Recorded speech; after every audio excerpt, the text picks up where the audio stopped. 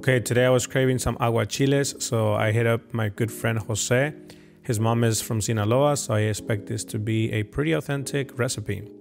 We're gonna start off with 2 pounds of shrimp. I decided to use this bag right here that's semi pre-clean, semi ready to go. Watch me here struggle with the bag. Decided to flip it and voila, open. What I mean by pre-clean is because it's been sliced out and cleaned out, so it was easier to peel, but we still have to peel it. And by that slicing, I mean this part right here. If you've ever cooked shrimp, you know what I'm talking about. We had to peel that little part away in order to reveal this little strip of poop, I believe it is. I'm not sure what it is, but it's this little strip of black goo stuff that you have to remove, or that at least is suggested that you remove. After that, we're gonna go ahead and rinse these off with water. I'm not sure if you're supposed to rinse shrimp with water, but I did it because mine were pre-frozen and they still had a bit of ice with them. So I decided to do that to rinse away some of that ice. Then we're gonna go ahead and cut up some limes. My good friend recommended 15 to 20. But now my friend likes a spicy food, or should I say he loves a spicy food. So I knew that I was supposed to go, I needed to go above, so I did 20, like on the higher end. So I decided to do 20 limes just to be on the safe side, knowing how much he loves his spicy food. I decided to do that for myself. I wanted to really enjoy my food, so I didn't want to get it too spicy, but don't get me wrong, aguachiles are meant to be spicy. So if you want to get the authentic, I guess, experience, then make sure you make it spicy. Other than that, we're just simply going to squeeze the lemons into, or the limes into the blender, rinse off the jalapenos, actually serrano peppers.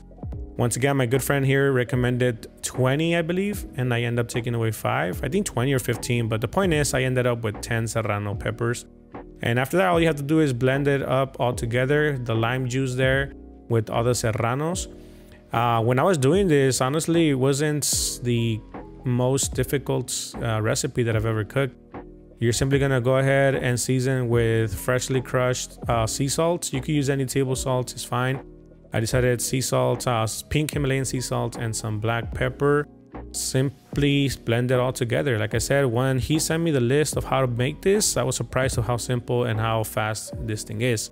Honestly, I see myself making this a lot more times after this, simply because when you go to a restaurant for mariscos and something like this costs upwards of $20. And I think I spend that much or even less just in this whole tray that I'm about to make. But point is, you're gonna go ahead and grab a cucumber. We're gonna go ahead and remove all the seeds simply with a spoon. You simply just scrape it like I am doing it in the video right now. And you're just gonna chop it up into pieces. Honestly, after the pandemic, I was left with a bad taste regarding cucumbers. Cucumbers have never tasted the same. I was thinking of removing the cucumbers and not adding them, but I wanted it to stay consistent with the recipe and more than anything, be authentic with the recipe. And I know that aguachiles consist of cucumbers. So also the red onion, you can miss it. You got to remove this little peel right here because it's not edible. Or if you try to eat it, then good luck because you're going to have a hard time chewing through that. Simple as chopping it in half, laying it down and slicing through it to get some little strips of red onion and separate it. I only separated it because I wanted to incorporate everything or be able to mix everything together. I've seen a couple of videos before on how to make aguachiles, and most people just toss everything in a container and, you know, mix it all up. But my good friend here told me to layer it up like lasagna. He said, do a layer of shrimp, then a layer of the onion, then a layer of the cucumber. Make sure you season every single layer with salt and pepper. This might seem like a lot of seasoning, but trust me, it was well seasoned. It was not over seasoned. It was not salty. You couldn't even taste the pepper. I mean, you could. I mean, it added a lot of flavor, but just know that it's not over seasoned. After that, guys, all you got to do is keep on with the layering. Shrimp, red onion, cucumber, salt and pepper to your liking. Once again, I seasoned the sauce and I seasoned the shrimp and all the stuff as I was going through the layers. And it came out perfectly, not over seasoned, not over salted, just the right amount. With that, guys, all that is left is to add the remainder of the sauce here. I think I should have drained the foam out of it, but pretty much leave that for 40 to an hour in the fridge. After that, you can go right ahead and make yourself 1, maybe 2, maybe 3 tostadas.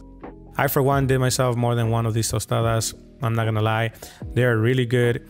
And honestly, I was amazed of how simple and how straightforward the recipe was. I think anybody with any skills in the kitchen can follow this recipe and make this thing taste amazing.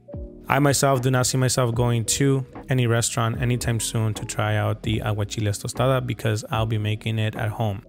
With that, guys, make sure to leave a like, make sure to subscribe, and also let me know in the comments down below, what do you guys add to your aguachiles that I didn't add?